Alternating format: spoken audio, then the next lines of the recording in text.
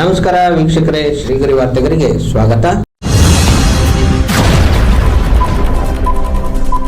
August 17, 2026ರಂದು Mysuru Karnataka ದಲಿತ ಸಂಘರ್ಷ ಸಮಿತಿ ವತಿಯಿಂದ ಪ್ರತಿಭಟನೆಯನ್ನು ನಡೆಸಲಾಯಿತು.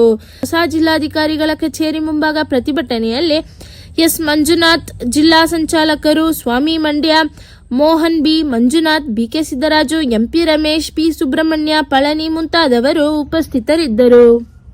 ಯಾತಕ್ಕಾಗಿ ಹೋರಾಟ, ಯಾತಕ್ಕಾಗಿ ಹೋರಾಟ, ಭ್ರಷ್ಟ ರಾಮಸ್ವಾಮಿಗೆ, ಭ್ರಷ್ಟ ಪುಷ್ಪಲತಾ ಅವರಿಗೆ, ಭ್ರಷ್ಟ ಸಿದ್ದಯ್ಯರವರಿಗೆ, ಭ್ರಷ್ಟ ರವಿಕೀರ್ತಿ ಅವರಿಗೆ,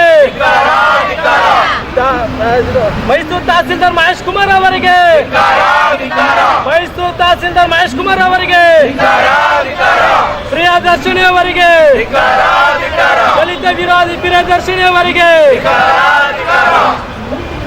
ಸರ್ಕಾರಿ ಜಾಗವನ್ನು ಕಬಳಿಕೆ ಮಾಡಿರುವ ಭ್ರಷ್ಟಾಧಿಕಾರಿಗಳಿಗೆ, ಇವ್ರ ಮೇಲೆ ಕ್ರಿಮಿನಲ್ ದೂರು ದಾಖಲು ಮಾಡಿದ ಮಹೇಶ್ ಕುಮಾರ್ ಅವರಿಗೆ, ಭ್ರಷ್ಟ ಅಧಿಕಾರಿಗಳಿಗೆ ಯಾತಕ್ಕಾಗಿ ಹೋರಾಟ, ಬೇಕೇ ಬೇಕು, ಬೇಕೇ ಬೇಕು.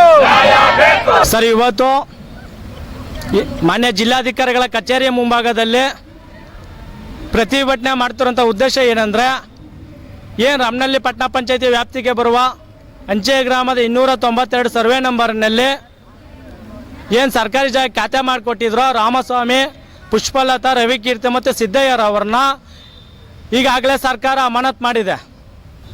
ಆದರೆ ಏನು 37/2026ರಂದು ನಾವು ತಾಲೂಕು ಕಚೇರಿ ಮುಂಭಾಗದಲ್ಲಿ ಪ್ರತಿಭಟನೆ ಮಾಡಿದಂಥ ಸಂದರ್ಭದಲ್ಲಿ ಅವರ ಮೇಲೆ ಈಗಾಗಲೇ ಅಮಾನತಾಗಿರೋದ್ರಿಂದ ಅವ್ರ ಮೇಲೆ ಕ್ರಿಮಿನಲ್ ದೂರು ದಾಖಲಾಗಬೇಕು ಅಂತ ಪ್ರತಿಭಟನೆ ಮಾಡಿದ್ವಿ.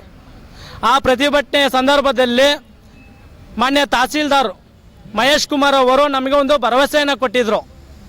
ನನಗೆ 2 ದಿನ ಟೈಮ್ ಕೊಡಿ, ಅವ್ರ ಮೇಲೆ ಕ್ರಿಮಿನಲ್ ಕೇಸ್ ಬುಕ್ ಮಾಡ್ತೀವಿ ಅಂತ ಹೇಳಿದರು. ಆದರೆ 15 ದಿನ 20 ದಿನ ಕಳೀತು, ಇನ್ನೂ ಕೂಡ ಅವ್ರ ಮೇಲೆ ಕ್ರಿಮಿನಲ್ ಕೇಸ್ ಬುಕ್ ಆಗಿಲ್ಲ. ಎಲ್ಲೋ ಒಂದು ಕಡೆ ಮಹೇಶ್ ಕುಮಾರ್ ಅವರು ಮತ್ತು ಜಿಲ್ಲಾ ನಗರಾಭಿವೃದ್ಧಿ ಕೋಶ ಪ್ರಿಯದರ್ಶಿನಿ ಅವರು ಈ ತಪ್ಪಿತಸ್ಥರ ಅಧಿಕಾರಿಗಳು ಸರ್ಕಾರಿ ಜಾಗನ ಕಬಳಿಕೆ ಮಾಡಿರುವಂಥ ಭ್ರಷ್ಟಾಧಿಕಾರಿಗಳ ಪರವಾಗಿ ನಿಂತಿದ್ದಾರೆ ಅನ್ನೋದು ಅನುಮಾನವಾಗಿದೆ. ಏಕೆಂದರೆ ನಾವು 2-3 ಸಲ ತಾಲೂಕು ಕಚೇರಿಯ ಭೇಟಿ ಕೊಟ್ಟ ಸಂದರ್ಭದಲ್ಲಿ ಅಲ್ಲಿ ರಾಮಸ್ವಾಮಿ ಸಿದ್ದಯ್ಯ ಅವರು ತಹಸೀಲ್ದಾರ್ ಅವರ ಜೊತೆ ಮಾತಾಡ್ಕೊಂಡು 2-3 ಸಲ ಮತ್ತು ಶಿರಸ್ದಾರದಂಥ ರಾಘವೇಂದ್ರ ನಾಯಕ್ ಅವ್ರ ಜೊತೆ ಮಾತಾಡ್ಕೊಂಡು ಏನೋ ಕಮಿಟ್ಮೆಂಟ್ ಆಗಿರೋದ್ರಿಂದ ಅವ್ರ ಮೇಲೆ ಇದುವರೆಗೂ ಆಯಿತು ಕ್ರಿಮಿನಲ್ ಕೇಸ್ ಬುಕ್ ಆಗಿಲ್ಲ.